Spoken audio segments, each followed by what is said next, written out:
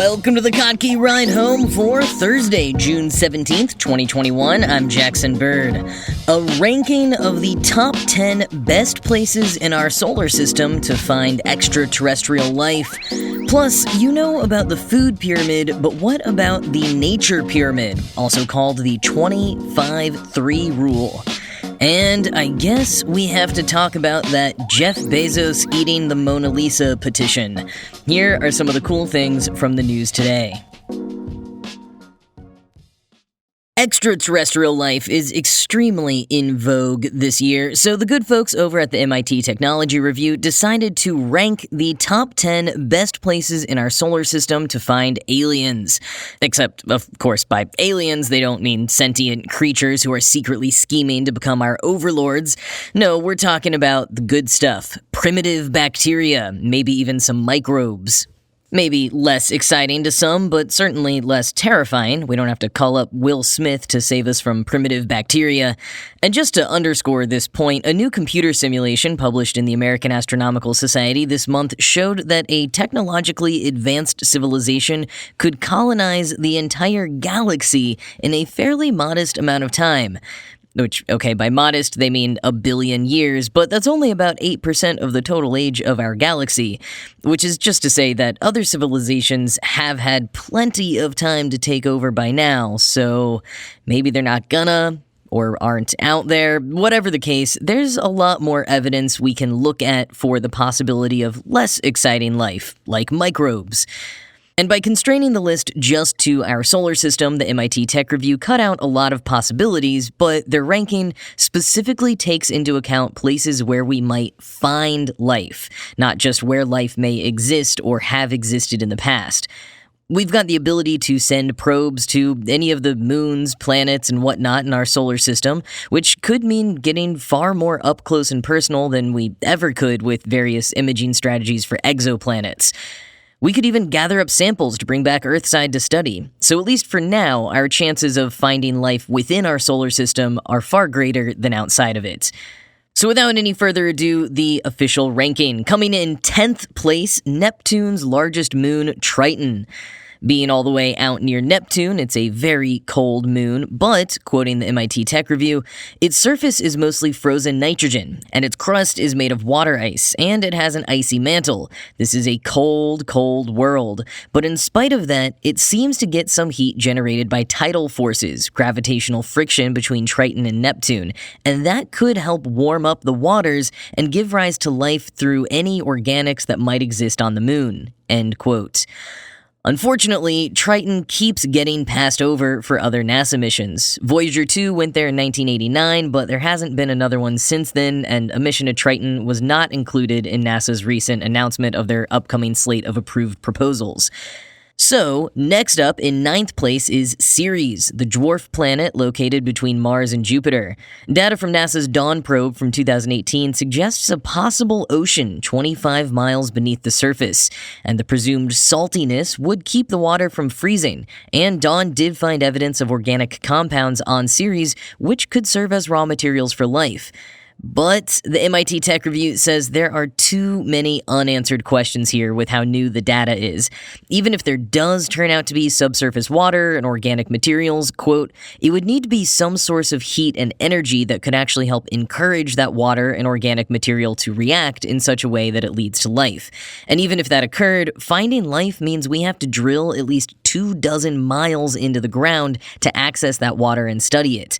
And lastly, Ceres is tiny, more than 13 times smaller than Earth. It's not yet clear how that fraction of gravity could affect life on the dwarf planet, but if Earth is our compass for what's habitable, Ceres' small size is probably not an asset.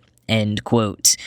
Alright, so what about number 8, Jupiter's moon Io, aka the most geologically active world in the solar system, thanks mostly to its 400 active volcanoes. It's thought that Io has a subsurface ocean as well, but it's not made of water. Its ocean would be made of magma. Yeah, just try playing The Floor is Lava on Io. No way. With that, plus sulfur and sulfur dioxide frost coating most of the planet, the chances of life seem slim, but heat is good for life, and if there are some places we haven't identified yet that have escaped the fiery wrath of the volcanoes, perhaps some temperate little pockets here or there, there's a chance some type of life could survive there. But moving along to number 7, another moon of Jupiter, Callisto, proud owner of the oldest surface in the solar system and possibly a bonus subsurface ocean. It even has a thin atmosphere of hydrogen, carbon dioxide, and oxygen, which the MIT Tech Review points out is more Earth-like than most moons in our solar system.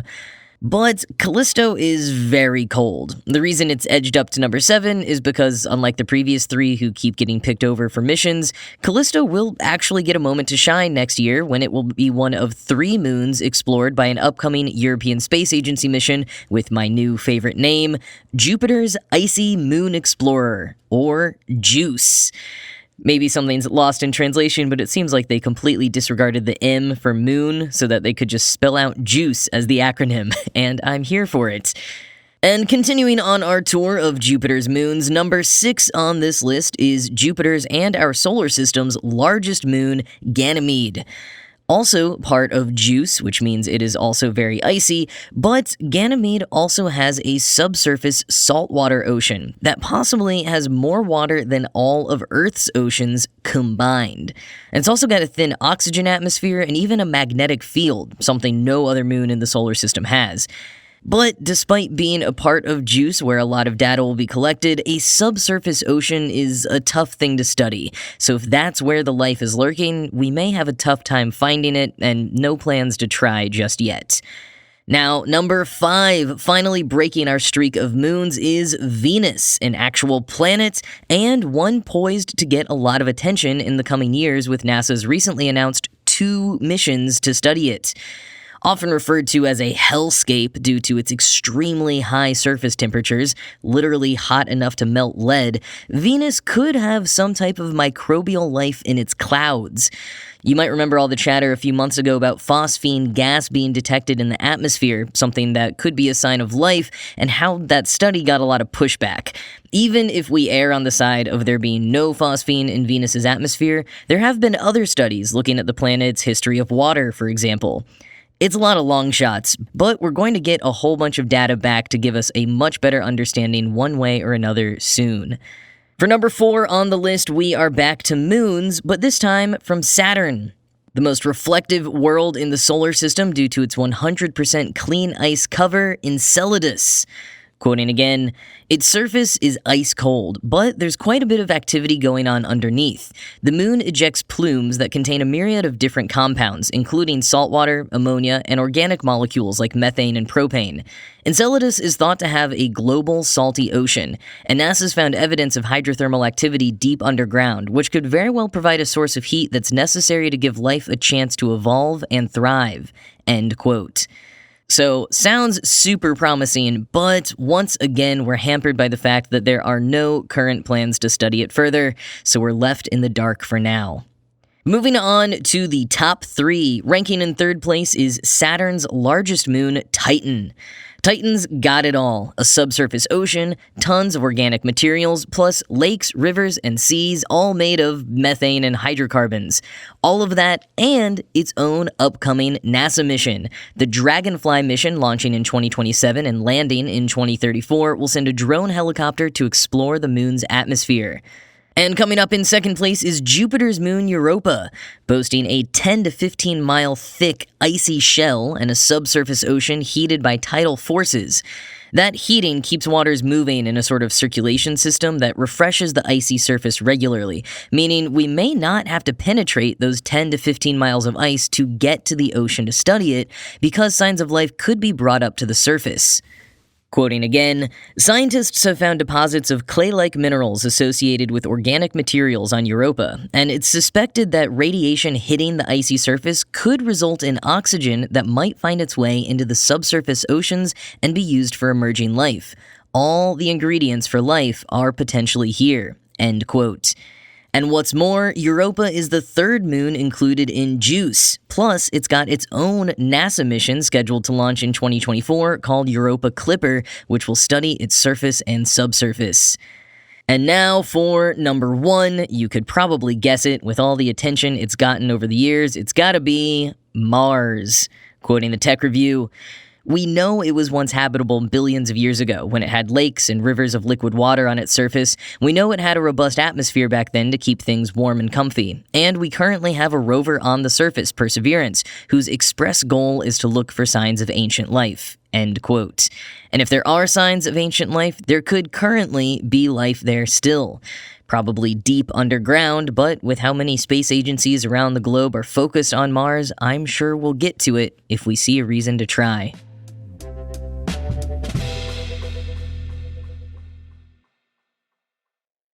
Outdated as it may be, we're all familiar with the food pyramid, the triangle divided into sections with groups of food indicating how much you should have of each day to live a nutritious life.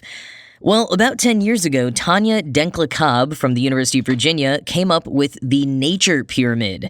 It's since been adapted in a lot of different ways, but the concept remains about the same. It's a visualization of how much time you should spend in different types of nature. At the base of the original pyramid is whatever kind of nature you can find in your neighborhood, and something that you should be doing roughly every day. Next, about weekly, is going slightly beyond that, maybe a hiking trail or a beach a bit further away. Monthly, you'll want to go to something even more wild and out of range. And once a year or so, try to hit up an environment completely foreign to you, like a desert if you're from a coastal area, for example. That's roughly how Denkla-Cobb envisioned it, but like I said, it's been adapted by lots of other experts toward other purposes, and I particularly like this formula mentioned by Michael Easter in his new book, The Comfort Crisis: Embrace Discomfort to Reclaim Your Wild, Happy, Healthy Self. Easter spoke with Rachel Hopman, a neuroscientist at Northeastern University, who advised him on the 20-5-3 rule, a version of the nature pyramid. For the 20-5-3 rule, you should spend 20 minutes outside in that neighborhood level of nature 3 times a week. 5 hours a month should be spent in semi-wild nature, so something like a state park, and then 3 days a year you should go off the grid. Quoting Easter in an excerpt from his book published in Men's Health, "In nature, our brains enter a mode called soft fascination. Hopman described it as a mindfulness-like state that restores and builds the resources you need to think, create, process information, and execute tasks. It's mindfulness without the meditation." End quote. And something as quick and simple as a 20-minute walk through a city garden can start that soft fascination. Research has shown that 20 minutes in nature 3 times a week, quote, had the greatest effect on reducing an urban dweller's levels of the stress hormone cortisol, end quote. But Hopman warns people who used their phones during that 20 minutes did not reap hardly any of the cognitive and emotional benefits. Now, the 5 hours a month in a semi-wild space relates back to 2 Finnish studies conducted in 2005 and 2014. And the first found that 5 hours was the minimum required for city dwellers to experience benefits of exposure to nature. And the second study found that the wilder the nature, the higher the benefits. As far as the 3 days a year off the grid, which Easter describes as a camping trip or renting a cabin somewhere, quote, characterized by spotty cell reception and wild animals, end quote, taking time away in nature is proven to reduce stress levels and boost things like creativity and problem solving. One study, quote, found that U.S. military vets who spent 4 days whitewater rafting were still buzzing off the wild a week later. Their PTSD symptoms and stress levels were down 29 and 21% respectively. Their relationships, happiness, and general satisfaction with their lives all improved as well, end quote. So 20-5-3, 20 minutes in nature like a park or a garden 3 times a week, 5 hours a month on a hiking trail or something, and then 3 days a year off the grid. Not always doable for everyone, but I like it as something to strive for.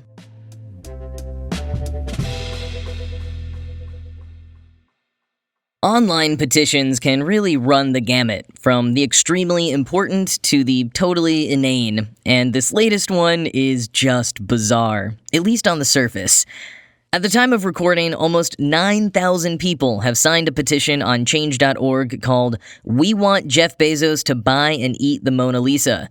And the description simply reads, quote, "Nobody has eaten the Mona Lisa, and we feel Jeff Bezos needs to take a stand and make this happen." End quote. Yep, that's it. Now, AV Club had a pretty impressive hypothesis on the reason for this petition, quoting them. In Red Dragon, a Thomas Harris novel that's been adapted as Manhunter, a 2002 film directed by Brett Ratner, and as a story arc in Hannibal, a serial killer named Francis Dollarhide, who's obsessed with William Blake, attempts to control his murderous impulses by eating the original The Great Red Dragon and the Woman Clothed in Sun. In 2021, an American musician has started a petition that prompted Vice to question whether a more hands-off style of monster, Amazon's Jeff Bezos, could replicate this trick using Leonardo da Vinci's Mona Lisa. End quote. Pretty solid guess for why this petition exists, all things considered. But no, the real origin story, as told by the petition's creator Kane Powell to Vice, is, quote, "From what I remember, some friends and I were all at Applebee's, kind of when COVID had just started. Amazon was in the headlines again, and we started talking about how Jeff Bezos could buy the Mona Lisa just because he has the money to do it, because that would make a huge statement." End quote. Powell doesn't remember how they got the joke to the point of Bezos then eating the painting, although he does admit that they were dipping into the dollar drink menu at the time, but says they just posted the petition for fun, and for a year, nothing really happened. Now that the petition's taking off, Vice decided to investigate whether Bezos actually could buy and eat the painting. Now, if the Louvre was willing to part with it, Bezos, the second richest man in the world, could afford it no problem. No matter which way Vice tried to calculate how much it would cost, Bezos can afford it. But as far as eating it, well, it's painted on wood and covered with a thick coat of lead primer, which, is super poisonous. The pigments in the paint are also made from a bunch of other stuff you shouldn't eat, like tin oxide, bone dust, crushed beetle shells, and mercury sulfide. Though Vice does helpfully point out that a Mona Lisa replica, the infamous hecking Mona Lisa, is currently on auction at Christie's. It's going for about $242,000 to $363,000 right now, which, as Vice points out, quote, "is roughly what Jeffy makes every 2.5 minutes." End quote. So maybe he could at least eat that replica. That way, we all get to see him eat a painting, and the Louvre doesn't have to lose out on the tens of millions of dollars a month it apparently makes just for housing the original. And if all of this got you in a dunking on Jeff Bezos mood, I put a link in the show notes to a clip from the Today Show in Australia from earlier this month, in which the anchors couldn't stop laughing after being shown the shape of Bezos' Blue Origin rocket, which he'll be going up in next month.